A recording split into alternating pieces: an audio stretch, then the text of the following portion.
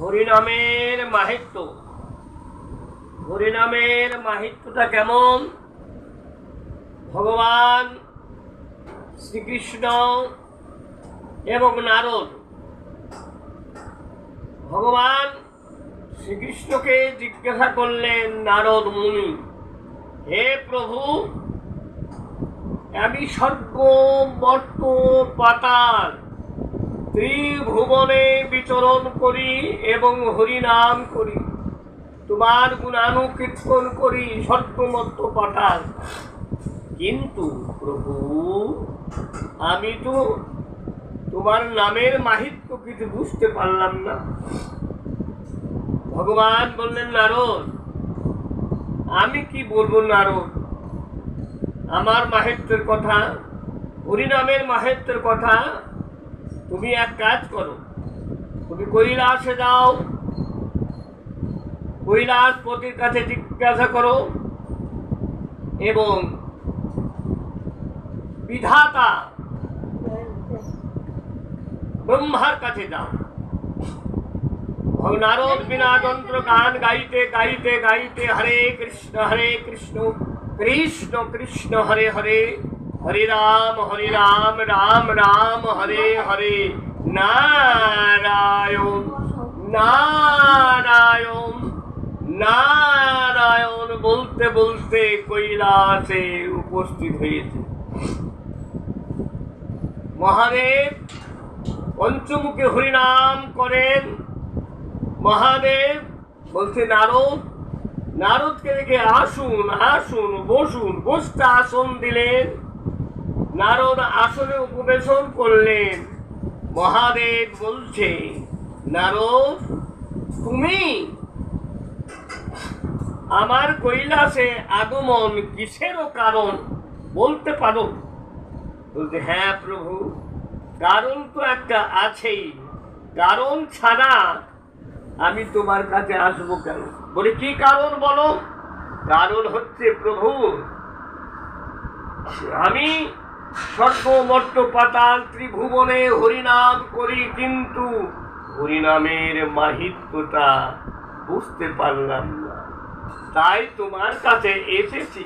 হে দেবশ্রেষ্ঠ, তোমার কাছে এসেছি, তুমি একবার হরিনামের মাহাত্ম্যটা আমাকে শোনাও, প্রাণ ভরে শুনব।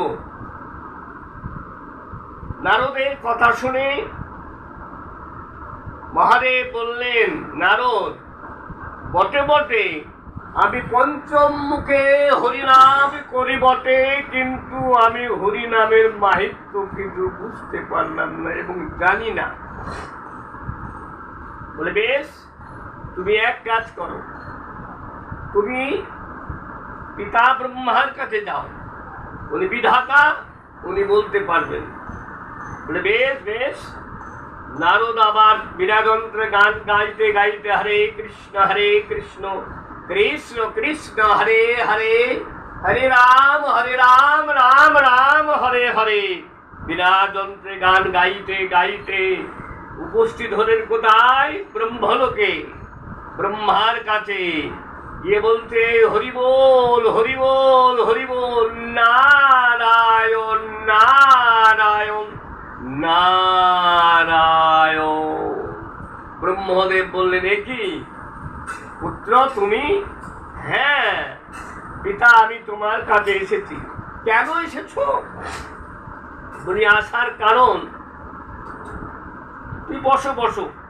আসন দিলেন, আসন উপবেশন করলেন আর বললেন, তোমার এখানে আসার কারণ কি, তুমি বলতে পারো? নারদ বললেন, হ্যাঁ প্রভু, হ্যাঁ পিতা, আসার কারণ হচ্ছে তুমি তো চতুর্মুখে হরিনাম করো, কিন্তু এই হরিনামের যে কি মাহাত্ম্য, এই মাহাত্ম্য তুমি আমায় বলো। পিতা, আমার জানতে বড় ইচ্ছুক, জানার বড় বাসনা, তুমি যদি হরিনামের মাহাত্ম্যটা বলতে পারো।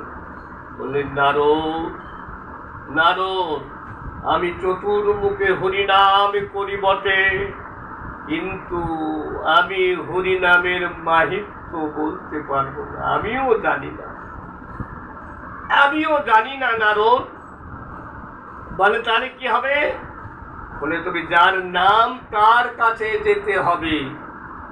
যার নাম ব্রহ্মা এবং মহাদেব নারদ তিনজনে বৈকুণ্ঠে গমন করলেন। তিনজন গিয়ে প্রভুকে প্রণাম করে বলছে, প্রভু, বহু যত্নে প্রভু তাদের আদর আবর্তনা করে বসতে দিলেন। বসলেন, বলে বসবো বটে প্রভু, কিন্তু বড় বাসনা একটা জানতে। কি বা জানতে?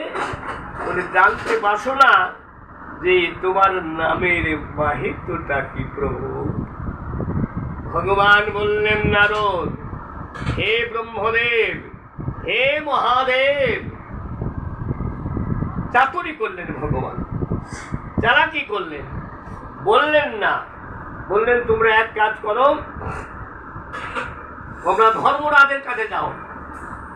ধর্মরাজের কাছে যাও, ধর্মরাজ বলতে পারবে। বলে বেশ।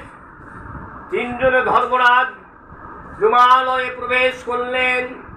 জমালয়ে প্রবেশ করে যেমনই বললেন, নারদ বলতে নারায়ণ নারায়ণ নারায়ণ বলে এখন ধর্মরাজ ছুটে এসে তিনজনকে বসালেন যত্ন করে, ফুল চন্দন অগ্র ইত্যাদি দিয়ে চরণ সেবা করলেন। সেবা করে সেবার আয়োজন বলতে, না না না না না, আমরা তোমার কাছে প্রভুর আদেশে এসেছি, তুমি বলো দেখি হরিনামের মাহাত্ম্য কি? নারদের ব্রহ্মা এবং মহাদেবের সঙ্গে ধর্মরাজের কথোপকথন হচ্ছে। আর নারদ মনে মনে ভাবছে, আমি একবার দক্ষিণ দ্বার ঘুরে আসি। এরা কথা বলছে বলুক। দক্ষিণ দ্বারে যেমন প্রবেশ করেছেন, এদিকে কে মা গো, বাবা গো, গেলাম গো, কি জ্বালা, কি দুঃখ, কি কষ্ট, কি যন্ত্রণা, বাঁচি না বাঁচি না, কি যন্ত্রণা, কি দুঃখ, কি জ্বালা, কি কষ্ট, কি করে কাঁদছে, চিৎকার করছে। চিৎকার শুনে নারদ বলছে, হরি বল, হরি বল, হরি বল। যেমন তিনবার হরি বল বলেছে, নরকুণ্ড হতে সব পাপী তাপী যত ছিল চতুর্ভুজ দর্শন করে সবাই বৈকুণ্ঠ ধামে প্রবেশ করলে চলে যাচ্ছে।